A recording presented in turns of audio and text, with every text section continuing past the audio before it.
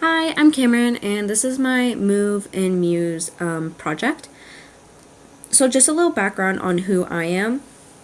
Um, I was originally born in Calgary, Alberta, but me and my family quickly moved to Georgetown, Ontario when I was very young. Uh, that land is a part of the Treaty 19, as well as we're on the Mississauga Credit First Nations land. I am from Poland and Scotland descent, so I am a European, and this course is a part of my degree, but I'm also excited to learn about indigenous fitness and that type of culture. I think that will be really interesting to learn, and it'll be amazing if I can apply that in my later life. And I just want to say thank you for the land and the walk that I took. It was very nice. This is a picture of me. I realize I don't really need a picture because I'm showing my face now, but this is a picture of me after my walk. It was blue skies, but -18, so very, very cold. Just a little background on Peterborough and its past. So we are part of the Rice Lake Purchase, which is also known or is Treaty 20. We are also on the Anishinaabe territory, and something that I learned is that they call Peterborough. I'm sorry if I butcher this. They call Peterborough the Nogo Jawanong. So I found that very interesting as well.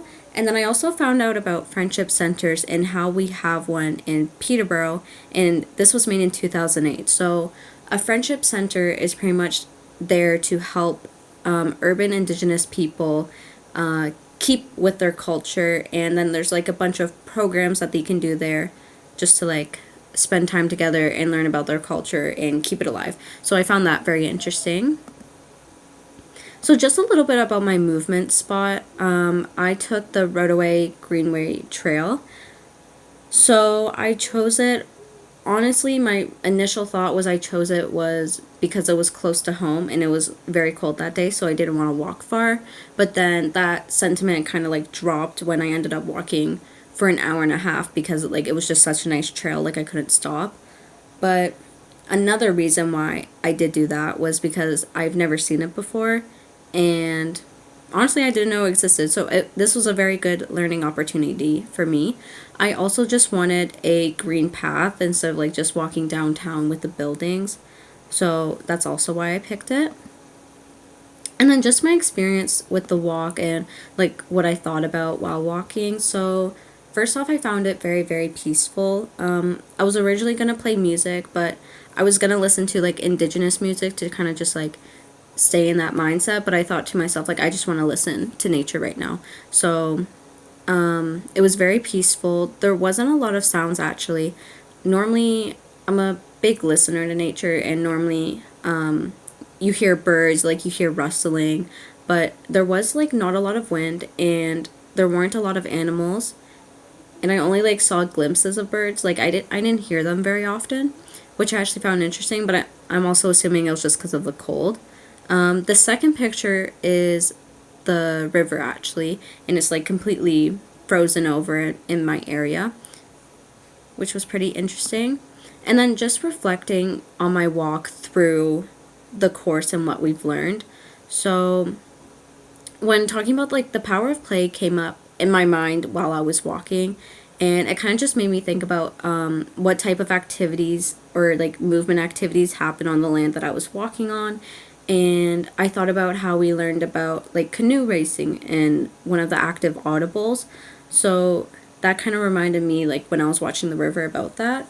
And I was wondering if they've ever done that on the river. And it also just made me remember about how the power of play can help reduce stress and give a better memory, all that information. So then thinking on the local environment and everything, we learned about how the environment affects the living of indigenous groups, especially when it comes to medicinal items, because they would take from nature. So it kind of just made me think about how did the land I was walking on affect their living, what was available to them, right? So this brought me back to what I saw, which was lots of pine and birch trees. There weren't many plants, but again, it's winter, so I'm assuming like I just can't see them. And then physicality, it reminded me also about how physical activities and how like Europeans saw indigenous people as like very physically fit, and I believe like a reason was this because of their power play and all the activities that they always did. And it made me wonder about like what type of activities they may have done for fun in the area that I was in. And just like with the river right beside me, it made me look back on one of the like cognitive workouts. Was there was like pictures of or paintings of like people spearfishing or seal spearfishing, and that kind of just made me think like, have they ever spearfished on this river? And then like canoeing as some of the activities that could have been done here, just stuff like that. And then thinking about their subsistence life ways, it made me look back on the European presence and how this may have affected their life ways, as like when they brought over new diseases, new animals and plants. It disrupted the balance that the indigenous people had with their land. So, and then they had to deal with like the new diseases that have never been seen before, which took away from their normal duties, like hunting and gathering, and then also like the games that they would play to stay fit. And then this kind of like helped foster the declining population that indigenous people had, and it kind of also led to the decrease in oral history being passed down, which is kind of sad to think about. So then also like traditional sports, because the whole idea of move and muse is to like get up and be connected to nature, it made me think about traditional sports and like traditional sports that were active in their communities.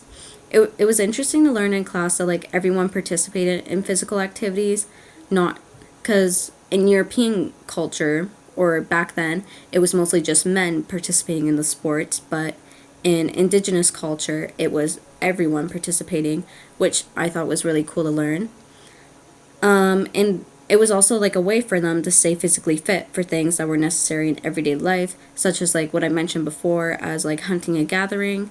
And then some of the games that we learned about that stuck out to me were like tug of war, archery, and wrestling. I didn't know tug of war was an indigenous sport, so that was interesting to learn. And then just some lingering thoughts. I have this picture here.